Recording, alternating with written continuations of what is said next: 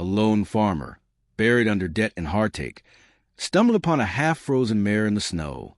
Her eyes were dull, her body weak, but something in her gaze sparked hope in him. Against all odds, he fought to save her, and in doing so, unknowingly set off a chain of events that would change his life forever. If you're enjoying this story, please hit subscribe and drop a comment letting us know where you're watching from. It means the world to us. Now, let's dive into the journey of a man, a horse, and the miracle that came from one act of kindness. The wind howled across the flat plains like a living thing, clawing at every inch of exposed skin. Snow fell thick and fast, turning the world into a swirling blur of white. Samuel Reed pulled his coat tighter around his broad frame, his breath visible in short, sharp bursts. He was nearing 50 now, his dark hair streaked with gray, his blue eyes worn by years of struggle. His boots crunched through the snow as he trudged back toward his barn, each step heavier than the last. This farm had been in his family for 3 generations, but lately it felt more like a burden than a legacy. Crops had failed, costs had risen, and now this brutal winter threatened to take what little he had left. He sighed, muttering under his breath, "Another day, another fight." Then, just beyond the fence line, something moved. At first, he thought it was a fallen branch, or maybe a piece of debris caught in the storm. But as he stepped closer, dread settled in his chest. It wasn't debris. It was a horse. A mare collapsed in the snow, thin, shivering violently, her ribs jutting out beneath a frost-covered coat. She barely lifted her head when he approached, her eyes glazed over, unseeing. Samuel dropped to his knees beside her, ignoring the cold seeping through his jeans. He placed a hand on her neck, feeling the faint rise and fall of her breath. "What happened to you, girl?" he murmured, brushing a gloved hand over a scar on her flank. This horse had seen hardship, neglect, abuse, abandonment, and yet something deep inside him stirred. A memory surfaced, of nights spent staring at the ceiling, wondering how he'd make ends meet, of mornings filled with broken equipment and overdue bills. He knew what it felt like to be cast aside, left to suffer alone. But someone had given up on this mare, left her to die in the snow. That thought lit a fire in him. "You're not giving up," he whispered, more to himself than to her. "And I'm not either." Without hesitation, he took off his scarf and wrapped it gently around her neck. Then, positioning himself behind her, he pushed hard. The mare trembled, legs shaking beneath her.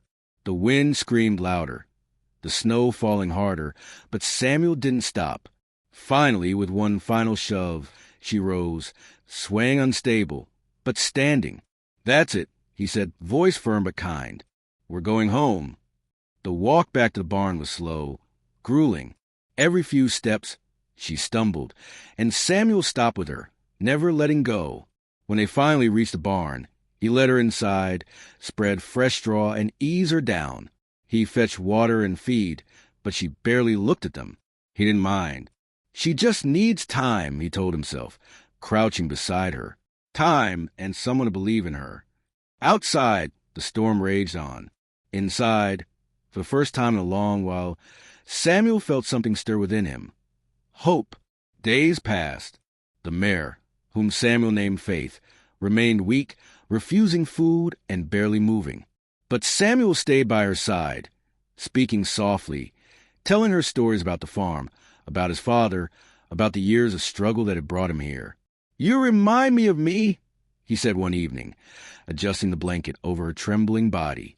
Knocked down but still standing. By the end of the week, Faith began to show signs of improvement. Her eyes brightened. She lifted her head more often, watching him as he entered the stall. One morning, she even managed to stand on her own. Samuel grinned. "There you are." Weeks turned into months. With patience and care, Faith grew stronger. Her coat regained its shine. Her once sunken eyes sparkled with life. And then, one crisp spring morning, Samuel noticed something strange. She was pregnant. The vet confirmed it. Faith was due in a month or 2. Samuel sat on the porch that night, staring at the barn in disbelief. A foal. His farm was barely surviving, and raising a young horse wouldn't be easy.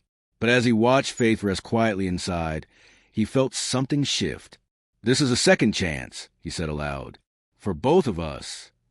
The days leading up to the birth were filled with preparation. Samuel repaired fencing, stocked supplies, read everything he could find about foaling. When the time came, he was ready. Gracefully, Faith gave birth to a healthy colt, small, wobbly, but full of life. Dr. Harris nodded approvingly. You got yourself a strong one, he said. Good bloodlines. Might have some potential. Samuel knelt beside the newborn, running a hand along its damp coat. Its big eyes blinked up at him, curious and trusting. Blaze, he said softly. That's your name. Blaze grew quickly. He was playful, mischievous, and full of energy. There were days when training him felt impossible, chasing him around the paddock, coaxing him back into the halter, teaching him commands that seemed to fly right over his head. But there were moments, too, quiet ones, when Blaze would nuzzle against Samuel's shoulder, resting his head gently on his arm. In those moments, Samuel saw something more. Potential, purpose, hope. One rainy morning, Blaze limped after a tumble. Panic surged through Samuel. He called the vet, pacing the barn until help arrived. It's just a sprain, Dr. Harris assured him. Rest and care. He'll be fine. Relief washed over him. Over the next few weeks, Blaze healed and changed. His mischief gave way to focus. He responded to commands faster, listened better, seemed different. As summer rolled in, Blaze grew into a striking young horse, powerful, intelligent, and eager to learn. Neighbors started to notice. One day, a friend suggested entering Blaze in a local race. Samuel hesitated. Races were for wealthy breeders with pedigreed horses, not for struggling farmers and rescued Mares. But then he looked at Blaze, proud, strong, ready. Maybe, he whispered, just maybe. Training began. They practiced early in the mornings, Blaze responding to cues like he already knew the course. Samuel poured everything into it, heart, soul, sweat. Race day came. The track was packed. Spectators cheered. Other riders eyed Samuel with skepticism, an old farmer with a worn jacket and simple tack. But when the bell rang, Blaze exploded forward, fast, fearless, unstoppable. They crossed the finish line first. The crowd roared. Samuel slid off the saddle, wrapping his arms around Blaze's neck. You did it, he whispered, voice thick with emotion. You really did it. Word spread. Invitations followed. Sponsors reached out. Opportunities opened. But with success came pressure. Bigger races. Bigger stakes. Travel. Costs. Competition. Doubts crept in. Was he ready for this? Could he keep up? Then, one evening, he sat on the porch, watching Blaze and Faith graze together. You've changed everything, he said softly. Not just for me, for this place. For Grace. Faith nickered gently. Blaze lifted his head, meeting Samuel's gaze, understanding in his eyes. Every challenge, every setback had been worth it. The Grand Prairie Classic arrived. It was the biggest race of the season. Prestige, history, and fierce competition. Samuel stood at the edge of the track, nerves coiled tight. The stands were packed. Thousands watched. Other riders eyed him, some skeptical, others curious. But Samuel only had eyes for Blaze. You ready, kid? He asked, hand resting lightly on the colt's neck. Blaze nickered, confident. The starting bell rang. Blaze surged forward, powerful and precise. The race was tight.